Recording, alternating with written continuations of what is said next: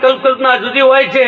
આ પૃથ્વી 28મી છે અને આ સૃષ્ટિ બ્રહ્માજીએ ઉત્પન્ન કરવાથી આ સૃષ્ટિ બ્રહ્મ સૃષ્ટિ કહેવાય છે। આદિશક્તિ મોહમાયાએ ભગવાન વિષ્ણુ તથા બ્રહ્માજી તથા ભગવાન શંકર સર્વેને અંગ ઉપાંગ સહિત ઉત્પન્ન કર્યા હતા અને પછી ત્રિમૂર્તિ વિશ્વકર્મા ભગવાન ઉપન્યા હતા। બ્રહ્મા વિષ્ણુ મહેશ શક્તિ તથા વિશ્વકર્મા 5 દેવોએ મળીને આ સૃષ્ટિની ઉત્પત્તિ કરી હતી। શંકર ભગવાને પ્રથમ પૃથ્વી ઉપર વિભૂતિ નાખવાથી 50 કરોડ જોજન પૃથ્વીનું તાણું બંધાણું। બ્રહ્માજીએ ચારે બાજુ જોવાથી 4 દિશાઓ થઈ। પછી માથે મેરુ પર્વતનો આરંભ કર્યો। પછી પૃથ્વીને સ્થિર કરવા માટે 10 દિક્પાળો 10 દિશામાં મૂક્યા હતા। મહાશક્તિ મોહમાયાએ દિવ્ય અગ્નિ ઉત્પન્ન કરી। તે અગ્નિમાં 108 વખત સ્નાન કર્યું અને 108 વાર શીશ ઉતાર્યા। તેથી 78 માળા થઈ।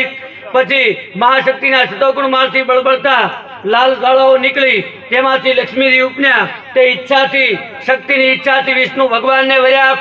પછી મોહમાયાના રજોગુણમાંથી બળબળતા સાવિત્રી ઉત્પન્ન થયા। તે બ્રહ્માજીને વર્યા। પછી બળબળતા શક્તિના તમોગુણમાંથી પાર્વતી તે રહ્યું। તેમાંથી ઉમા પાર્વતી ઉત્પન્ન થયા। તે મોહમાયાની આજ્ઞાથી રુદ્ર એટલે શંકર ભગવાનને વર્યા। બળતા બળતા શીશની જ્વાળાઓ ગઈ તો તીર્થ બંધાણા। 78 નખથી સારી ભંગ પેદાશ કર્યો। તેમાંથી ભગવું પેદાશ થયું। પછી શક્તિએ 9 રૂપ ધારણ કર્યા। તે નવદુર્ગા કહેવાણી। તે નવદુર્ગામાંથી 56 કોટી ચામુંડા 64 દુગણીઓ થઈ। માતાજીએ દાનવોને ખેદવા માટે જ્યારે જ્યારે જેવા રૂપોની જરૂર પડી તેવા રૂપ ધારણ કર્યા। તેવા તેવા શક્તિના નામ પડ્યા।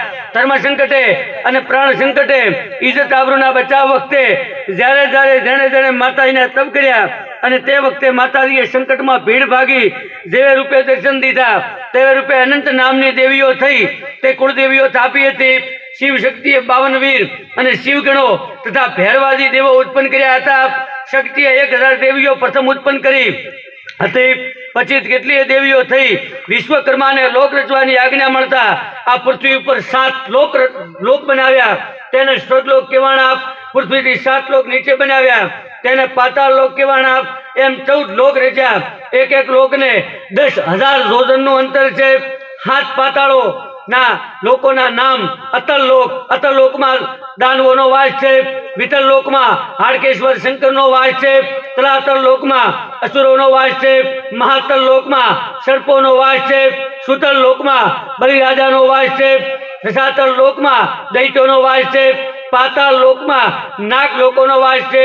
તે 7 પાતાળોમાં દૈત્ય દાનવો નાગો કિન્નરો ગંધર્વો યક્ષો વાસુકીનાગ શેષનાગને વસવા માટે રચના કરી।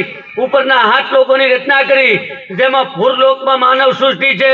યુવરલોકમાં શંકરના ગણોનો વાહો છે। મહરલોકમાં ઋષિઓનો વાહો છે। સુરલોકમાં દેવોનો વાહો છે। તપલોકમાં તપસ્વીઓનો વાહો છે। જનલોકમાં બ્રહ્મચારીઓનો વાહો છે। સત્યલોકમાં ત્યાગી પુરુષોનો વાહો છે।